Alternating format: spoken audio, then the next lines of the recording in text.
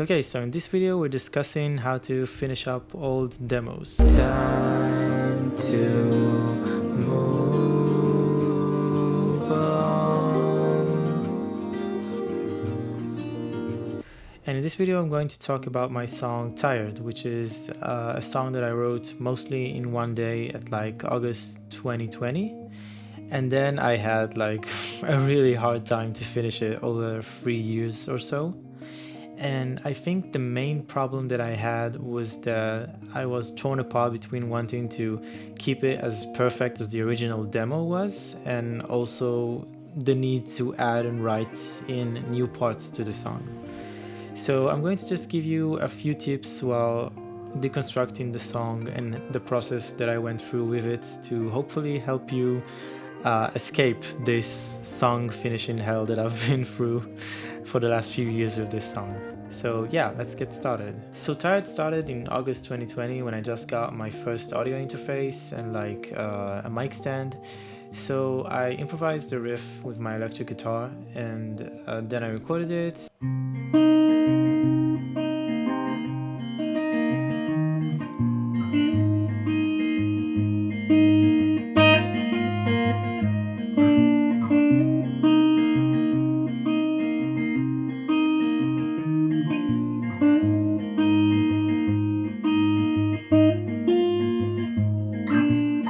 Started writing some vocals, recorded a demo vocal, and added like a drum loop on top and a guitar solo in the second verse and some strings for the chorus.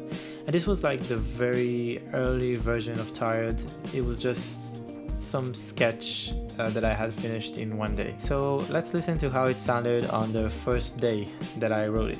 Okay, so this is the demo that I made on the very first day that I wrote the song. I thought I'd find a home by now. It has the same electric guitar and the vocals, watching over from my phone, and then the same drum loop. Grown apart and 2 years. Let's drive far away, look back and as I said, it has the guitar solo and the drum loop. Planned it all, caught in a storm, in time your love, and some strings for the end. Again, caught in a storm. So my first tip will be to resample, rearrange, reorganize, chop up the things that you've already got in your track. So you've already got like the base of your track. You got, I don't know, like an electric guitar or a synth or something. And if you try and mess with it, like pitch it up an octave, pitch it down an octave, stretch it to be 2 times slower or 2 times faster, chop up the drum loop that you've been using the entire time. All of these things can help you add a lot of interesting ear candy to your track, and they don't cost you a lot of effort to try and resample things that you've already worked on, and also they blend in with your track quite well because they're based off the same elements that the track already has. So I think the best example of chopping things up that I have in Tired would be the aim break. So originally it was a MIDI loop that I made myself.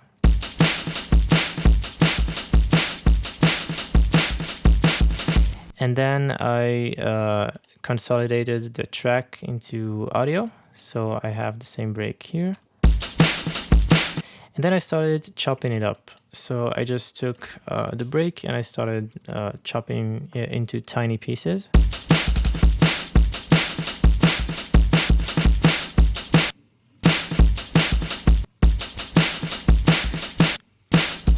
And as you can see, that adds a nice glitchiness to that sound. But I wanted to experiment a bit further, so I also reversed the break in a different track, and I've added some tiny reversed bits as well.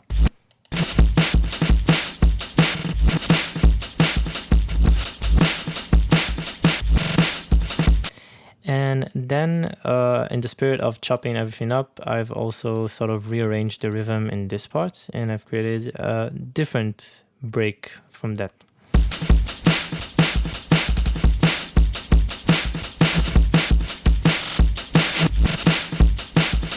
Another good example of chopping things up and resampling them would be the acoustic guitar that I've recorded to the second verse. So it's just a one chord that keeps repeating itself in a strumming pattern.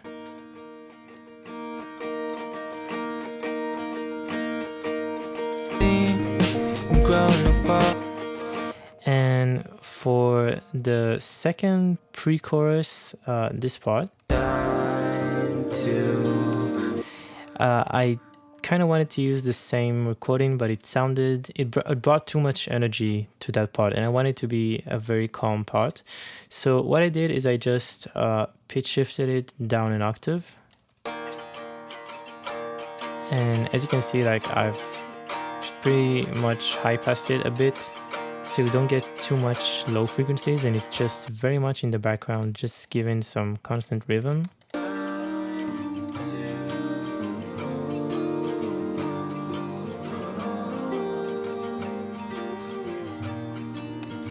And another good example, which I wouldn't say is exactly resampling, would be the main guitar riff of the track. So it's this guy right here.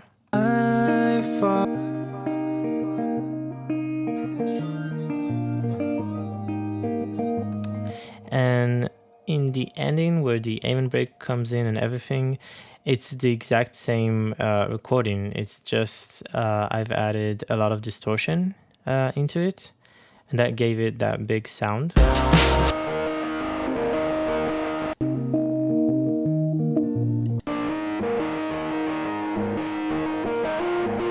Chopping, pitch shifting things, and just adding very drastic effects is sort of like repurposing the base of your track, the thing that you know that already works, and then you can find new ways to make it work. Like for example, this very calm guitar part being distorted with an amen break, resulting in a completely different feel and sound. And also the strummed guitar with the pitch shifted down octave is also in that part as well. And it also gives some nice additional rhythm, just in a different way here. Okay, so another good tip that I have is to use effects that are somewhat randomized. So using effects like granular synthesizers, or just other effects that have random parameters, or like LFOs that slowly move and change parameters about them, can help give you a sound that you probably wouldn't lean into. So for example, in my sound design, I usually lean into very reverbed out and low pass sounds. And if I use, for example, granular processing, or even just slap on a preset that I didn't make, there's a good chance that it might lean into something that I normally wouldn't do.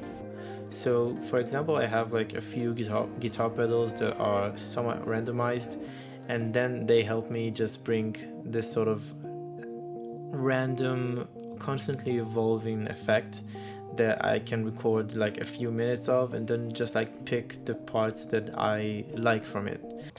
So here's my guitar pedal rack, and I have like the microcosm, which is a granular effects processor that has a lot of randomized effects that just don't repeat themselves. They constantly change over time.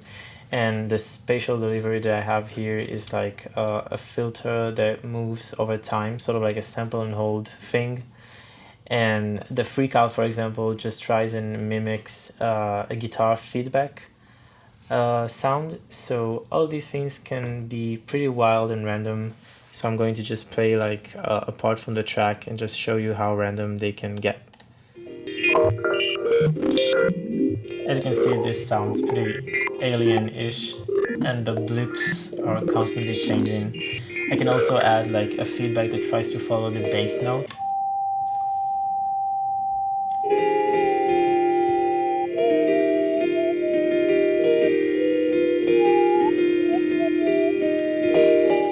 also adding some weird randomization that I probably wouldn't make on my own. And then there's the microcosm, which does these things in a lot of different settings. So here's one of them.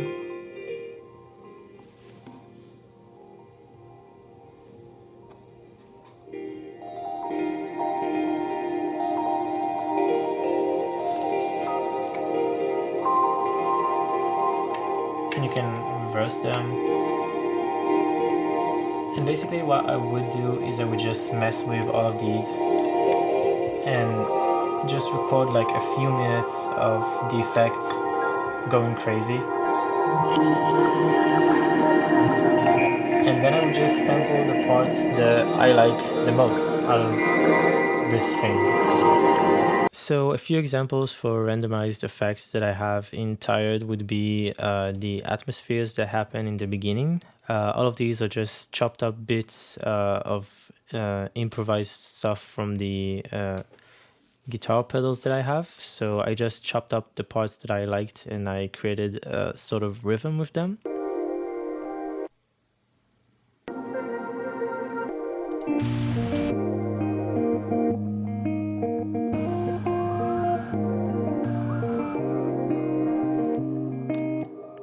And another example would be the second verse. So there's this part in the second verse. And it has a lot of atmospheres in the background.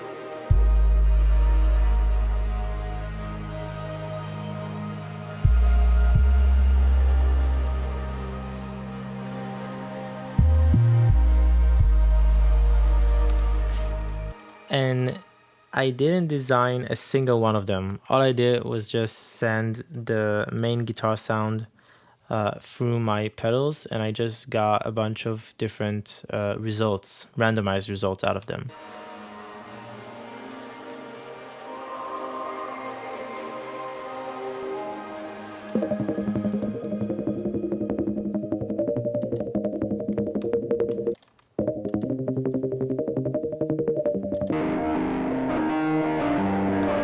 So as you can hear, these created like a very nice atmosphere in this part.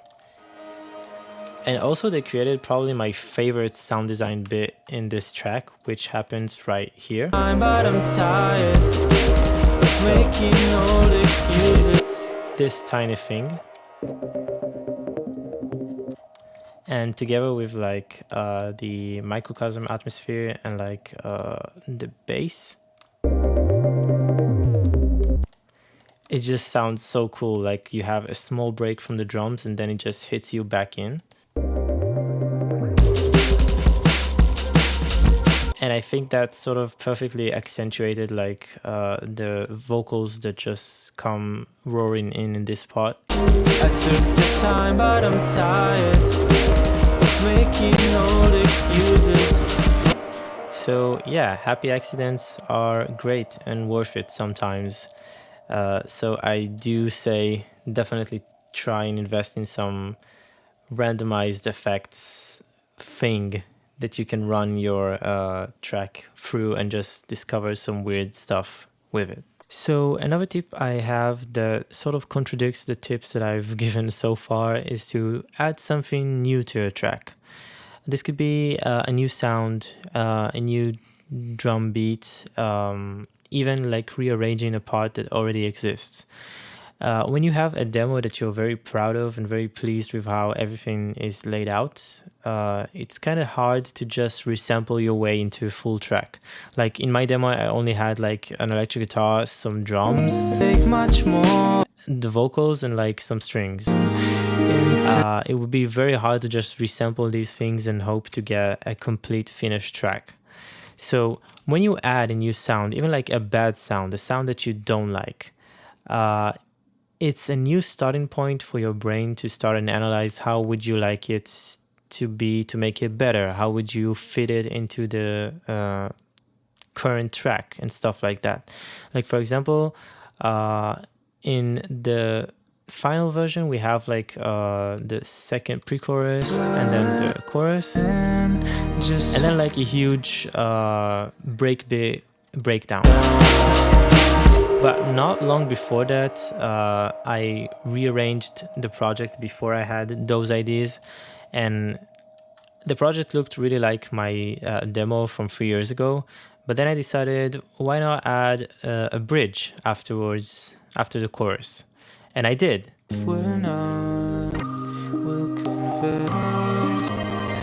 And nothing of it survived the finished product. I didn't like how it sounded and how it fit into the track. But that also made me repeat the chorus and then make an ending where I have only the chorus vocals, some synth sound, and like some ambience. And that turned out to be the ending of the finished track. I've also experimented with adding a lot of different drums, like for example this part of the second verse used to have like a massive Foley orchestral type drums. Let's drive far away, look back another day, you know I'll never get there. And yes, what I'm saying is that you probably won't use a lot of the sounds, of the new sounds that you add, because they sound weird, because they don't fit into the theme of your track. But when you do find, but these give you like a starting point to continue and experiment, to continue and keep things fresh. And when you do find sounds that are good and new and fit really well into your track, you're just going to use them and it would fit naturally. But it's just a matter of exposing yourself and actually trying. So for example, like I've added these effects really late into the track and they fit really well with the drums, like really well.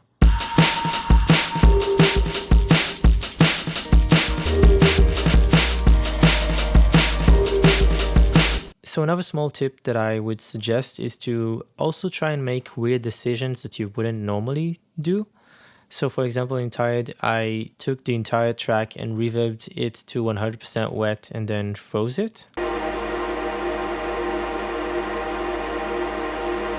And it actually sounds surprisingly good. Like the thought of reverbing my entire track just feels like some weird TikTok edit, like those slowed and reverb things that I would never do or get close to. But sometimes doing things that you shouldn't do can also get you somewhere, and this just landed me a really nice atmospheric way to like cut out from the very intense breakbeat part to the ending,